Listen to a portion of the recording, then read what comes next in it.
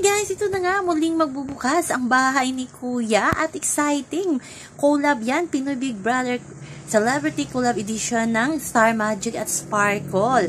At ito na nga, nakakagulat, Ivana Alawi pumasok ng bahay ni Kuya bilang isang house guest. Malay natin, biglain na naman itong si Ivana ni Kuya at magiging official housemate siya ng bahay ni Kuya. Exciting! GMA at ABS-CBN Stars magkikita sa loob ng bahay ni Kuya. 10 pala, 10 kapuso at 10 kapamilya. Exciting to ang ngayong edisyon na ito, diba? First time ng mga kapuso na makapasok sa historical na bahay ni Pinoy Big Brother. Nakakaisa, sino na naman kaya ang mag-away-away na kapamilya kapuso sa loob ng bahay ni Kuya?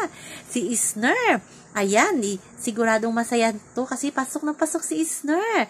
At ang gwapo din ng mga kapuso actor at ganda ng actress. Mika Salamanca, pasok din sa kapamilya AC Bonifacio, Clarice de Guzman, at si Kera. Si Kera pinasok ni Kuya sa bahay niya. Kaya nakaka-excite. Ito ang nakakatuwa at nakakatawa yung mga host na sina Gabi, Alexa, Mavi at Melay.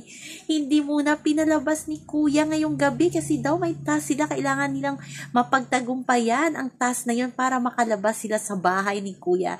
Sumisigaw pa itong si Gabi na meron daw siyang taping bukas. At si Melay, yung kanyang mga anak. Si Alexa, kaya sabi ni Alexa, kaya pala ayaw nila akong papasukin. Yun pala. Mananatili sila muna ngayon sa bahay ni Kuya. Walang cellphone na kung ano-ano.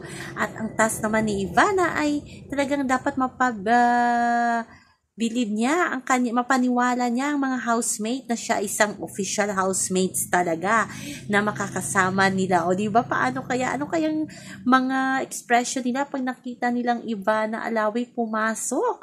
Kasi di nila alam, hindi pa nakita-kita yung kapamilya at kapuso. Bukas pa natin makikita ang kanilang mga reaksyon pag nagkita-kita na sila at meron pang tatlo sa kapamilya, kapuso na hindi pa ipinakilala.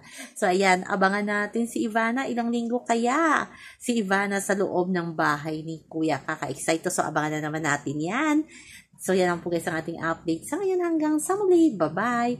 Also remember, wag po tayong magpaka-stress. Ayan, nakakatawa talaga si Melay. Takot na hindi makauwi. Pero sabi niya kay Gabi, totoo yan. Hindi tayo makakalabas. Ayan si Gabi din, o, diba?